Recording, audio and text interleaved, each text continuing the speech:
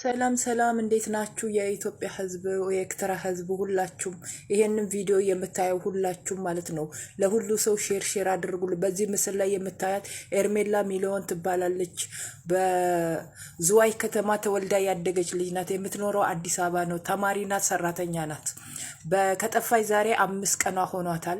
ፍቅረኛ ነበራት። የፍቅረኛዋ ወንድም ደውሎ ከቤት እንደጠራት ነው። ከዛ በኋላ ግን ከቤት ከወጣች በኋላ ያን ቀን ከሱ ጋር ነው የተገናኘችው። ከሱ ጋር ከተገናኘች በኋላ ሻይ ቡና ልበልሽ ብሎ ይዟት ሄደ። ይዟት ከሄደ በኋላ አልተመለሰችም፣ ወደ ቤት አልተመለሰችም። ሁላችሁም የኢትዮጵያ ሕዝብ ኤርትራውያን ሁላችሁ በዚህ ምስል ላይ የምታዩት ኤርሜላ ሚሊዮን ትባላለች። በአዲስ አበባ ከተማ ተማሪ ነችም ሰራተኛ ናችም። ስለዚህ ድምጽ እንድትሆኑን በትትና እኚህ ሰው ነኪዎች ሰው እየነካኩ የነኳቸው ጊዜ ምን አለ ባልነኩ። ሰበር ዜና። ሰላም ጤና ይስጥልኝ አርማይ ተመልካቾቼ፣ በያላችሁበት ሰላማችሁ ይብዛ እያልኩኝ የሰዓት ዜናችን ጀምሯል ማለት ነው። ከእናንተ የሚጠበቀው ላይክ፣ ሸር፣ ሰብስክራይብ በማድረግ ብቻ እንዲሁም እንግዲህ የሄርሜላ አድናቂዎች ጥሪያቸውን አስተላልፈዋል። መላ ለኢትዮጵያ ህዝብና እንዲሁም መላ ለኤርትራን ህዝብ በሙሉ የሄርሜላ ጉዳይ ማነጋገሪያ እየሆነና ሀቢበ ቤትም ዛሬ ማታ ይገባሉ እየተባለ ነው። ምክንያቱም ይች ልጅ የአዲስ አበባ ነዋሪ ስትሆን እንዲሁም ሰራተኛና ተማሪም ናት። እንደወጣች እንደቀረች ነው። 5 ቀኗ ሆኗታል። እንዴት ነው ኢትዮጵያ አገራችን ላይ በጣም ከባድ ነው።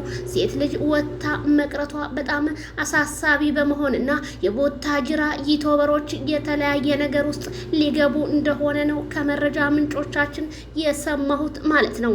ምክንያቱም ይቺ ልጅ ፎቶዋ ተፖሰተ ሲባል እናንተ እንደ ቀልድ ብታዩት ዩቲዩበሮቹ ነገ ትልቅ መስዋዕት እንደምትከፍሉ ነው እየሰማን ያለ ነው ማለት ነው። ምክንያቱም ቀልድ ከሆነ ቀልዳችሁን ወይም ድራማችሁን ጥላችሁ እውነተኛውን ነገር ለህዝቡ ብታስተላልፉ ሲል ኮሜንታተር ጥሪውን እያቀረበና እንግዲህ ትላልቅ ቲክታከሮች ጋር በቲክቶክ ስለ ሄርሜላ ጉዳይ እየተወዘዋወረ መሆኑ ተሰማ። ጉድ ጉድ ጉድ ጉድ!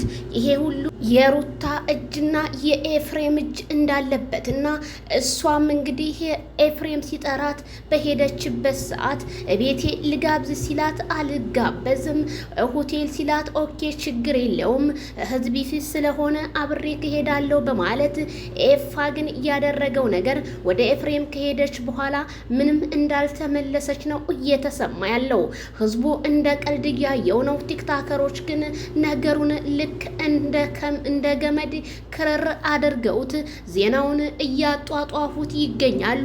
አሁንም ፍትህ ለሄርሜላ፣ ዛሬ ካልመጣች እኛ የምንጠይቀው አንድና እንዲሁም ለማይክል ጃክሰን ሄርሜላ ወረቀት እንዳስቀመጠችለት ደብዳቤ ነው እንግዲህ ከአንዳንድ የመረጃ ምንጮቻችን የሰማ ነው። ደብዳቤው ግን ምን ይሊሆን? ስለ ማይክል ጃክሰን ወይስ ስለነ ኤፍሬም ስላገቷት ወይስ ምን ይሆን? እኛም በተስፋ እንጠብቃለን ስላችሁ ከዚሁ አሳስባለሁ። በጣም ነው የሚገርመው። እንዴት ይሄንን ያህል ቀን ምንስ ቢሆን እንዴት አለሁ አትልም? ጠፍታ እንጂ የእውነት ነው። አሁንስ እኔም የመሰለኝ የውሸት ቢሆን ይሄንን አያረጉም ነበር። ፎቶ ኮፒ እስከ ማድረግ ድረስ በህግ እኮ ይጠየቃሉ። ሀገራችን ላይ ዛሬ ቲክታከሮች እየታሰሩ አይደለም ወይ? ለምሳሌ እንደነ ጆን ዳኒና እንዲሁም እንደነ አዶናይ የተለያዩ ዩቲዩበሮች ታስረው እንደነበረ እነ ብሬክስ ሀበሻዊ የተለያየ ዩቲዩብን ሲሰሩ በተለያየ ቦታዎች ተንቀሳቅሰው እየታሰሩ ነበረ። የቦታጅራ ልጆች ግን በራሳችሁ እጅ ጉድጓድ እየቀፈራችሁ እዛው እንዳትቀበሩ ነው የፈራሁላችሁ ስል እኔም ከዚሁ አሳስባለሁ። ማይክል ጃክሰን ቀና ብለህ ያለውን ነገር መጋፈጥ እንዳለብህ አስረግጬ እነግራለሁ።